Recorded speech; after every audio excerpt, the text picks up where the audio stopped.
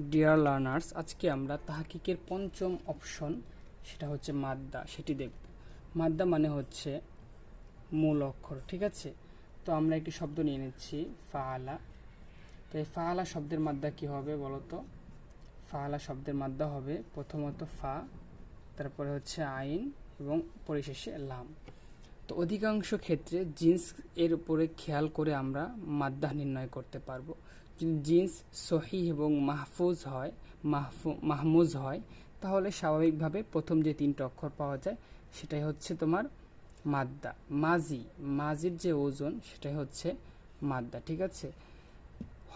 হরফে ইল্লত থাকলে সেক্ষেত্রে কিছু পার্থক্য হয়, সেই আলোচনাটা হচ্ছে ডিপ আলোচনা। আমরা প্রাথমিকভাবে আমাদের আলোচনাটা করছি, এজন্য আমরা ডিপলি নিচ্ছি না। আমরা যখন তোমাদের থেকে কাঙ্ক্ষিত রেসপন্স পাবো তখন আমরা অবশ্যই এই আলোচনাগুলো আমরা ডিপলি করতে থাকবো। আশা করি তোমরা মাদ্দাহ বের করার সহজ উপায়টি বুঝতে পেরেছো।